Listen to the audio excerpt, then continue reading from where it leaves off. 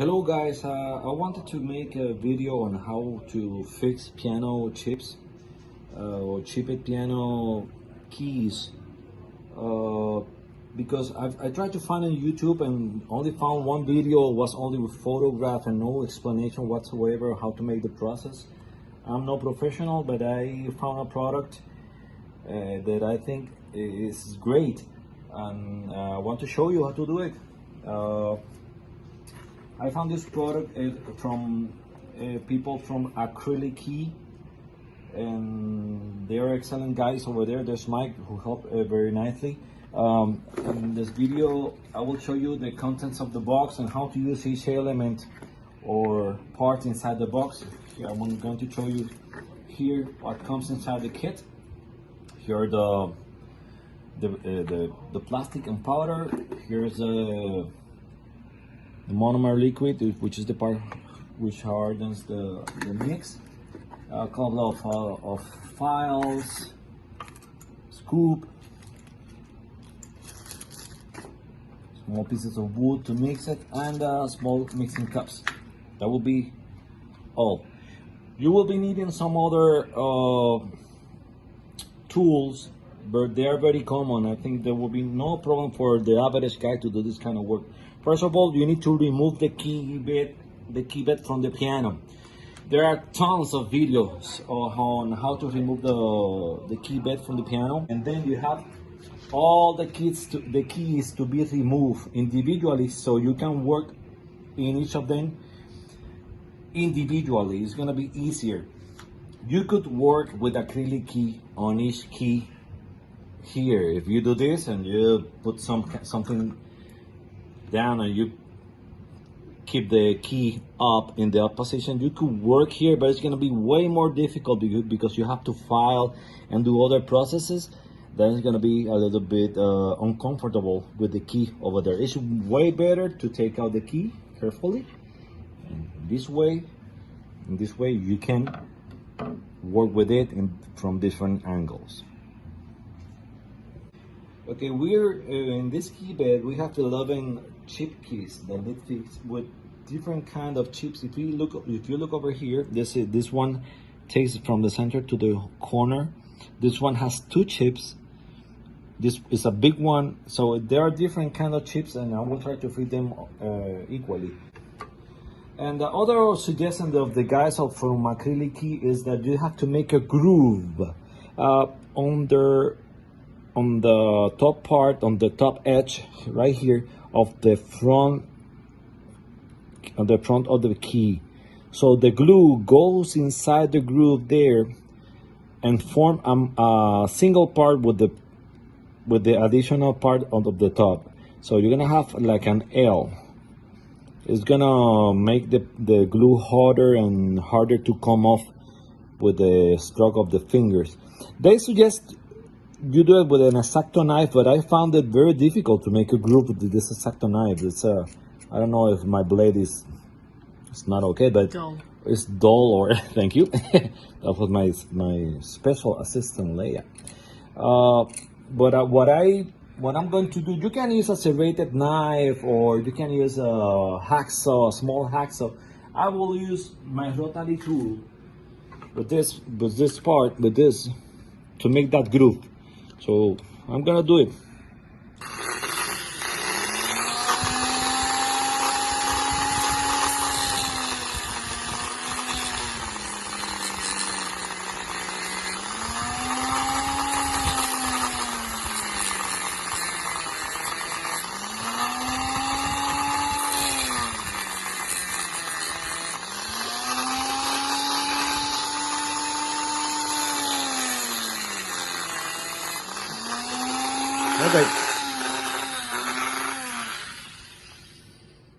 Okay.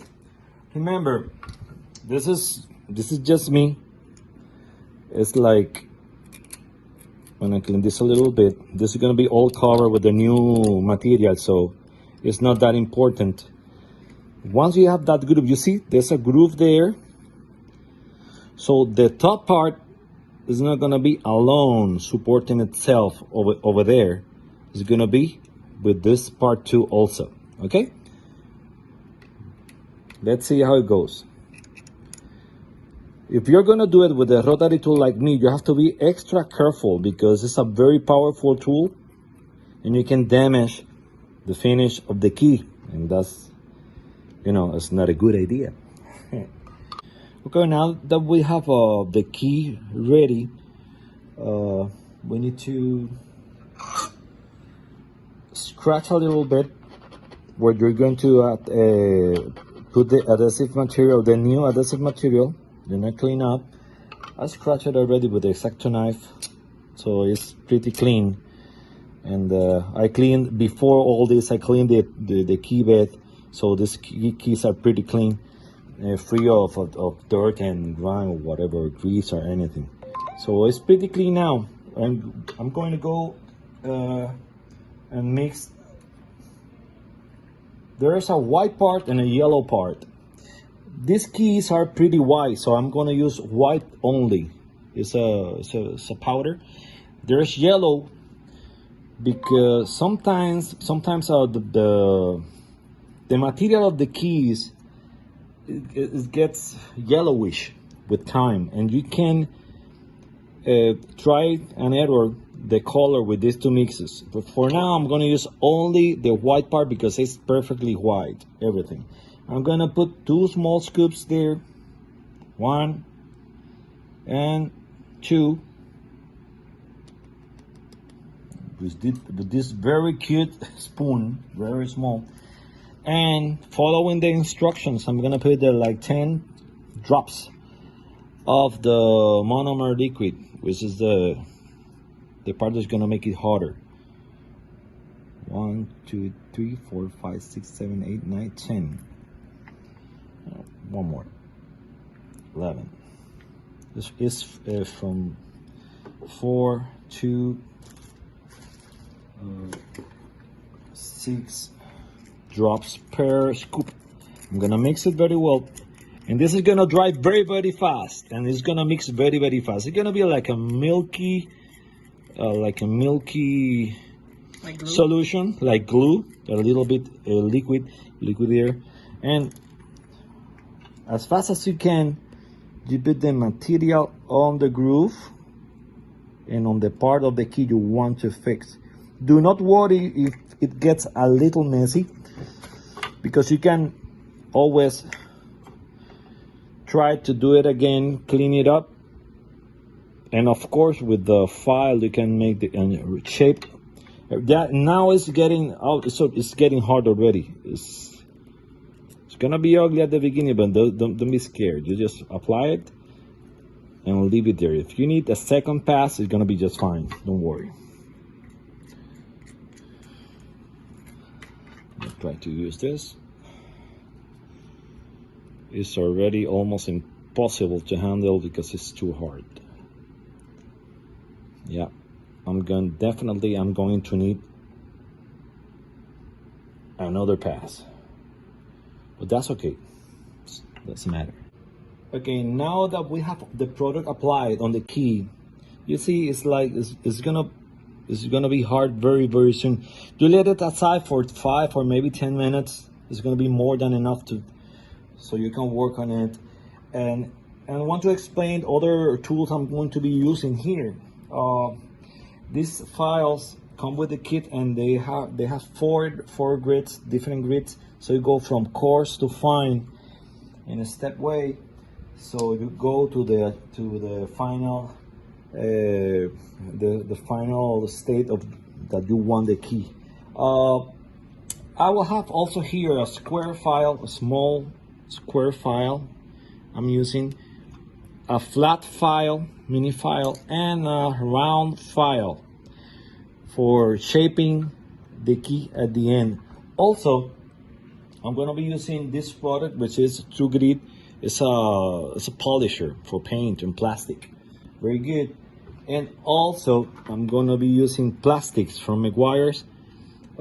It's a plastic polisher, very nice one too, for the finish, the last finish touch for each key.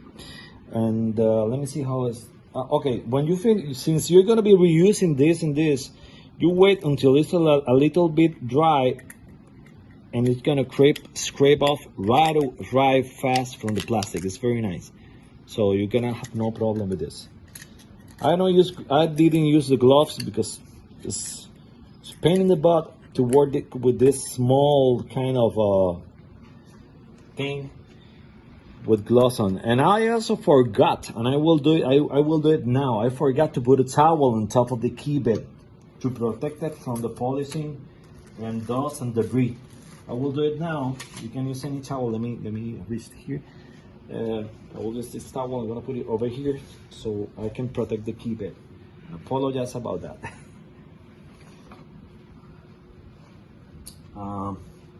Okay, let's see how the key is now. Let me see if it is. Yes, it's hard. It's very hard. Okay, we're gonna use a coarse grit. Is this one here? I don't know the number, the grade of the grit, but this is 1, 2, 3, and 4, from coarse to fine. So 1, 2, 3, and 4. I don't know why are they like that, but they're like that. We're gonna begin to sand here to shape them. As you can see, these files are very strong. Don't get fooled. They look like nail files, but they are very strong. And you try to take away and shape the key.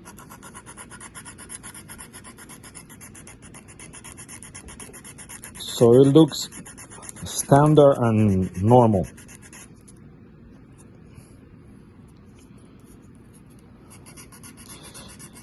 I think this is the most critical step on this job, is to take your time when you are shaping this.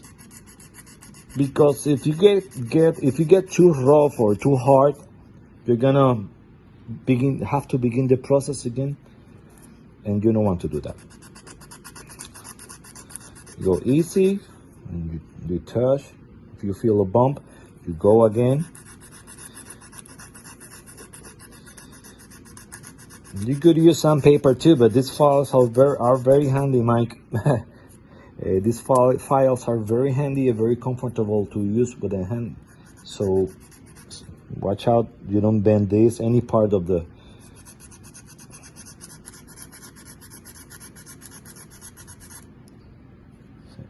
You can see I scratch a little bit the original material, but do not worry because we're going to polish that later. And still you can feel it. So we're gonna keep sanding and shaping until you get the desired shape. We're close. Not there yet. Now the front part, and you keep going like that. You keep going like that until you get it. Now for this part, for the front key, I prefer to use my square file. Easy.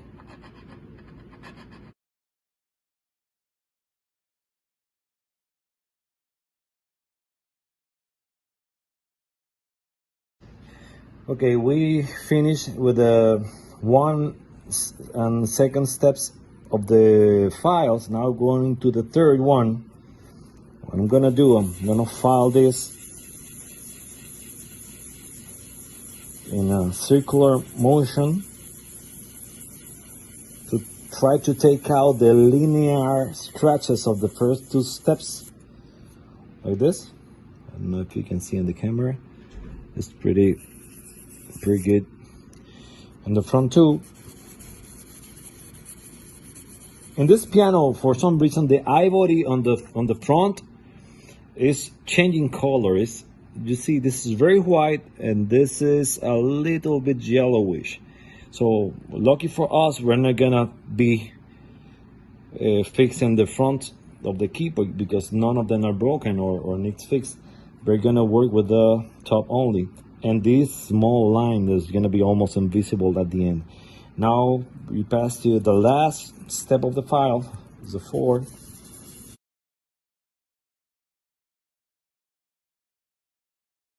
There's a small dent there, we can fix it later. It's almost impossible to make it perfect the first time.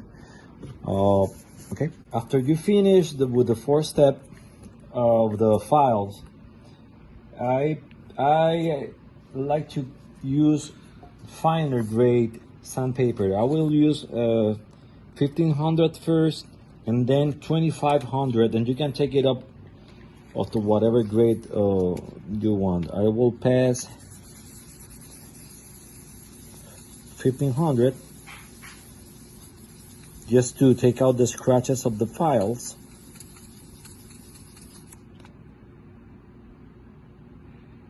That's pretty much it. Yep. And then 2500.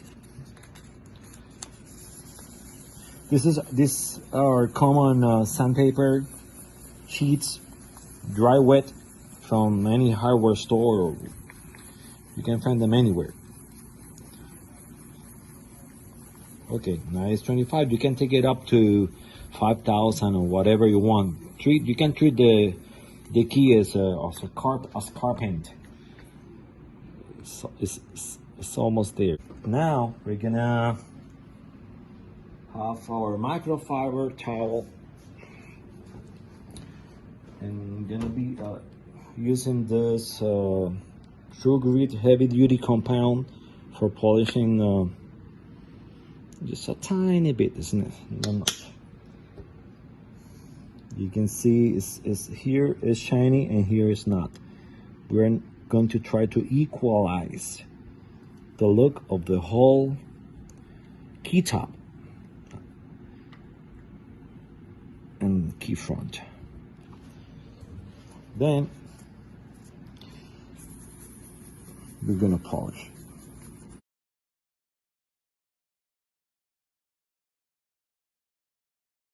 A little bit to the front too, because we sand the front too. We're going to take out as much lines of the grinding process, of the sanding process, as much as we can. Now, this material has to be taken out immediately. You cannot leave it on. And you can see now it's getting there. It's not yet there, but it's looking, looking pretty good now.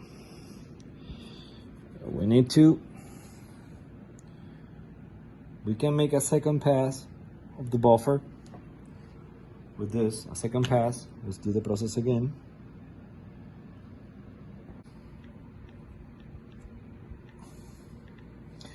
You can, you can buff with the rotary tool. You can put a pad to polish, or you can do it by hand. I like it to do it by hand. I don't know, I feel certain kind of connection, and it feels good. Remove it with a clean cloth. It's very, very important to do this job with a clean cloth. Now this is kind of dirty, but I'm avoiding the dirty parts. I don't have another one for now, but try to use the cleanest possible cloth you can find. If it is microfiber, better yet, and then you have a very nice smooth finish. You see, this is done. We just finished to make a second pass with a heavy duty compound for polishing. It's a paint polisher. Just you can find it at any paint shop for car paint. Now this is the plastic polisher I use for last finish. Just a little bit there. It's not harmful for the skin or anything. That's why I'm doing it with the gloves. You put it there. You take your microfiber cloth and polish.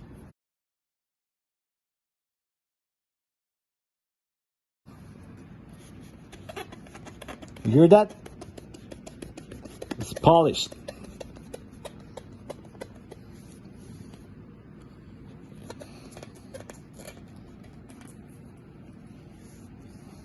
You can still take this one step further and then polish this with a machine if you want to individually. But right now you can see this was a broken chip key. Look now. We're gonna put it on the piano so you can compare with other keys. She goes right here. You see? It's looking pretty darn good to me. So I hope you still we can do some more polish and reapply a little bit more material in some very tiny areas if you have OCD. But for now, I think it's great. This product is great. I recommend that. I'm gonna put a link on where you can find the AcryliKey, because as far as I know, you can only find it in one place with these guys, and they're very nice. So I hope this video helped you a little bit, and if you have any questions or something, or don't understand my English, feel free to write and criticize. I don't care. Have a good day.